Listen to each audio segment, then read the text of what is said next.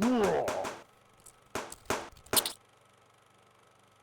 everyone, and welcome to today's episode of The Horror Show. I'm Cecil Laird. And I'm Susie von Slaughter. And Susie, you're really good at the whole horror glam makeup thing. Thanks. Have you ever done any wounds? Not with makeup.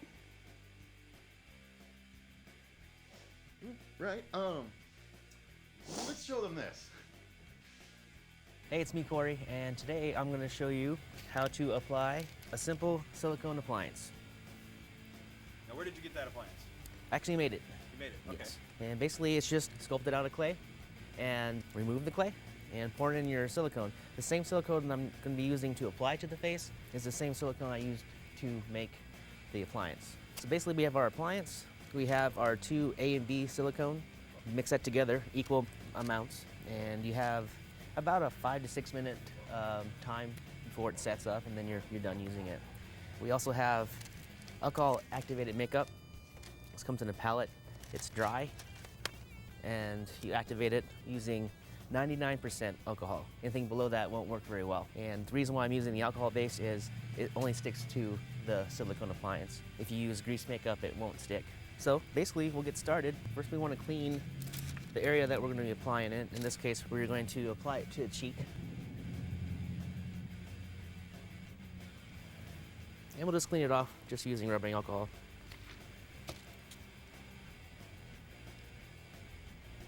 All right, now we're just going to mix up the silicone. Okay. Put it into one cup, mix it up in the second cup. To activate it? Yep. And then what I like to do is pour it back into the cup to grab the stuff that didn't come out the first time.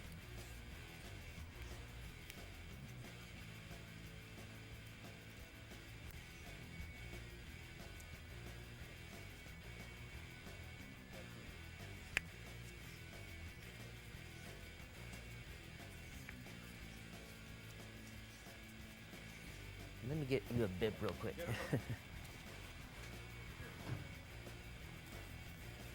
All right, and we'll just apply it. Did you already clean your face? Yep.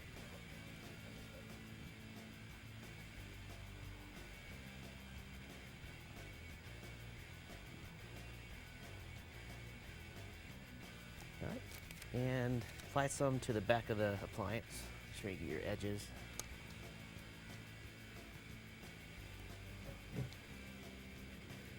Just place it.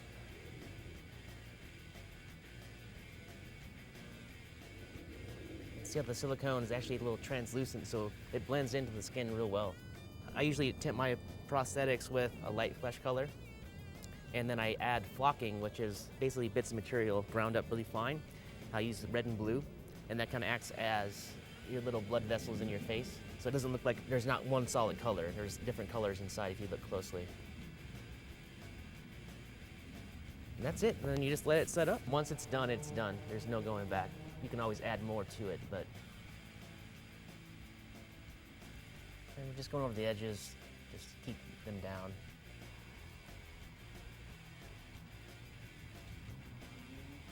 Looks like you're poking her inside the cheek. We're getting a little tacky, so it's starting to set up pretty good now. And there's different agents you can use to make it set up more quickly or more slowly. Now we can add some color just to blend the edges a little bit better. Then we want to kind of go around with the stipple sponge, just to blend it in with her flesh tone and her skin.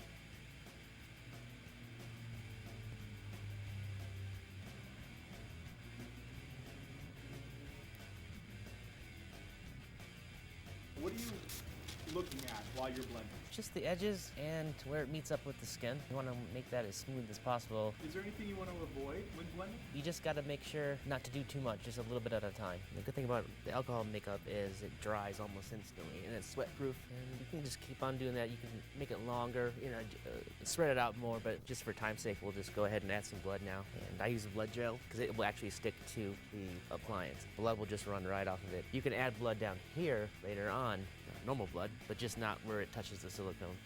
And this adds a little shine to it, and a little depth.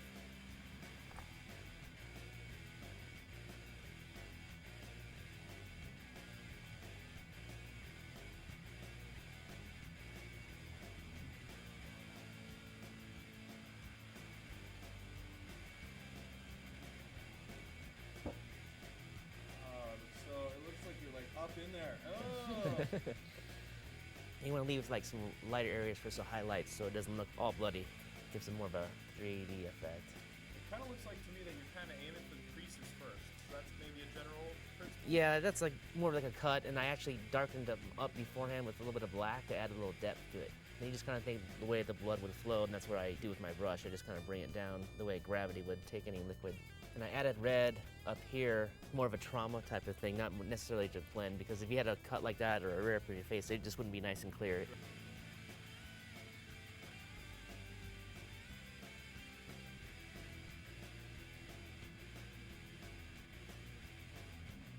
That's good for right now. And we'll just add some runny blood just to run down the neck. Now, because we're not actually shooting a scene with this wound today, are there any steps that we're not showing because we're not going to actually be shooting? You would normally put it on more firmly. No, actually, once you put it on, it's on. The only step we're kind of going more, and we're not adding a lot of blood just because we're not going to be shooting right now. We'll add some just to give it a little bit of effect. Also, you notice the shine up here? That can be taken away with a little bit of powder. Touch colorless powder just makes that shine go away. And that's the shine from the silicone. Yes, yes.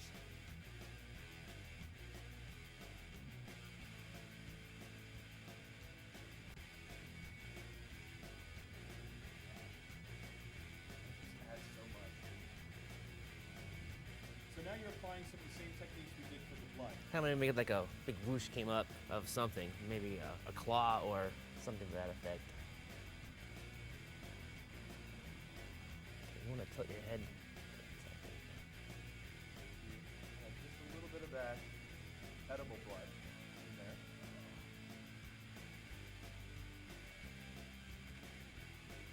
See how you can just manipulate it a little bit with your finger? I think that's amazing.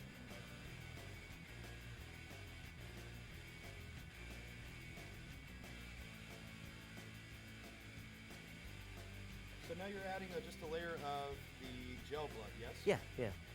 Just darken it up, and that way you have like a dark base, so you can keep on adding the runny blood. You'll still have this, and then the blood can run, but we don't want to get it all messy, so we'll just leave it at that.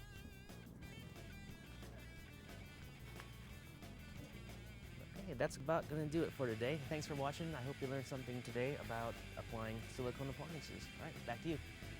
Man, I didn't even know you could use makeup to make it look that realistic. That's pretty impressive. Yeah, that's how they actually do it. Don't be scared, get closer. Thanks for watching, you guys. Remember to like, favorite, subscribe. You can follow us on Twitter at HorrorShow666 or email us at thehorrorshow666@yahoo.com. And we want to know what your favorite horror wound in a horror movie is, so leave a comment below.